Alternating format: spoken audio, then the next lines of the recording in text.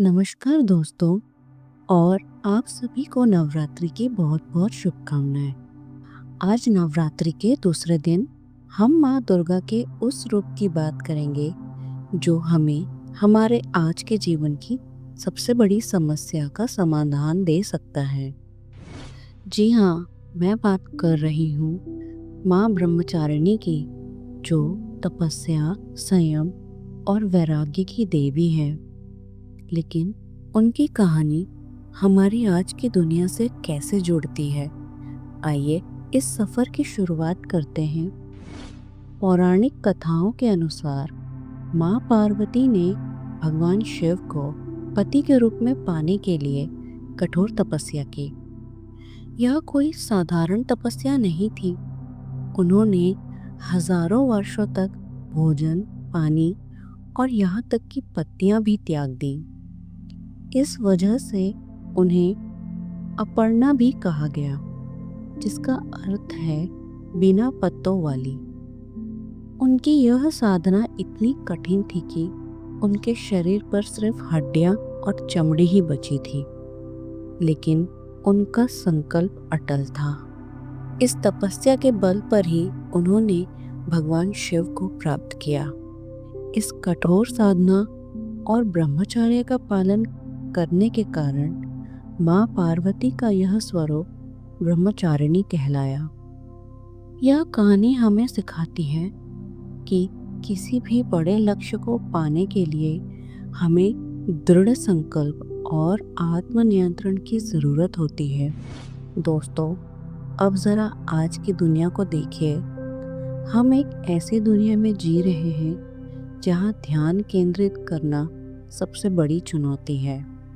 सुबह उठते ही हम सबसे पहले अपना मोबाइल चेक करते हैं। काम करते समय हर 5 मिनट में नोटिफिकेशन हमारा ध्यान भटकाते हैं। हम एक ही समय में कई काम करने की कोशिश करते हैं, जिसे मल्टीटास्किंग कहते हैं। लेकिन असल में हमारा ध्यान कहीं भी नहीं लग पाता। हमारे पास हर चीज़ है, फिर भी हम बेचैन रहते हैं। हमें लगता है कि हम कुछ मिस कर रहे हैं, जिसे फोमो कहते हैं, यानी कि फियर ऑफ मिसिंग आउट। यह सब हमारे दिमाग को लगातार अस्थिर रखता है। हम आज माँ ब्रह्मचारिणी की तरह क्यों नहीं बन पाते? क्योंकि हमारे पास वह आत्मनियंत्रण और संयम नहीं है। तो अब सवाल यह है कि इस समस्या का समाधान क्या है? इसका जवाब हमें माँ ब्रह्मचारिणी की कहानी में मिलता है। हमें उनकी तरह कठोर तपस्या करने की ज़रूरत नहीं है, लेकिन उनके सिद्धांतों को अपनाना ज़रूरी है।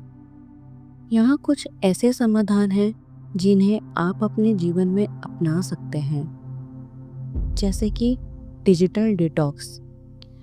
दिन का एक निश्चित समय तय करें जब आप अपने फ़ोन या सोशल मीडिया से दूर रहेंगे।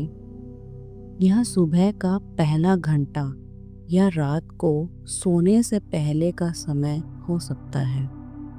यह आपके दिमाग को शांति देगा। माइंडफुलनेस और ध्यान। हर दिन सिर्फ 10 मिनट के लिए ध्यान, जिसको बोलते हैं हम मेडिटेशन, अपनी सांसों पर ध्यान केंद्रित करें। यह आपके मन को शांत करने और एकाग्रता बढ़ाने में मदद करेगा। एक समय में एक काम, मल्टीटास्किंग को छोड़ें। जब आप कोई काम कर रहे हो तो पूरा ध्यान उसी पर दें। इससे आपकी कार्य क्षमता और गुणवत्ता दोनों बेहतर होगी। लक्ष्य पर अडिग रहें। जैसे माँ ब्रह्मचारिणी अपने लक्ष्य पर अटल थी, वैसे ही आप भी अपने लक्ष्य के प्रति दृढ़ रहें। जब भी आपका मन भटके, अपनी माँ के तप को याद करें। दोस्तों, माँ ब्रह्मचारिणी का यह रूप हमें सिखाता है कि सच्ची भक्ति बाहरी दुनिया को नियंत्रित करने में नहीं, बल्कि अपने मन को नियंत्रित करने में है। अगर आप आज से ही इन छोटे-छोटे कदमों को उठाएँगे, तो आप अपने जीवन में शांति और स्थिरता ला सकते हैं। तो इस नवरात्रि माँ ब्रह्मचारिणी की पूजा करें और उनके सिद्धांतों को अपने जीवन में उतार कर एक नया अध्याय शुरू करें। अगर आपको यह वीडियो अच्छी लगी हो तो इसे लाइक करें और उन दोस्तों के साथ शेयर करें जिन्हें इसकी सबसे ज़्यादा ज़रूरत है। और ऐसे ही और ज्ञानवर्धक वीडियोस के लिए हमारे चैनल को सब्सक्राइब करना ना भूलें।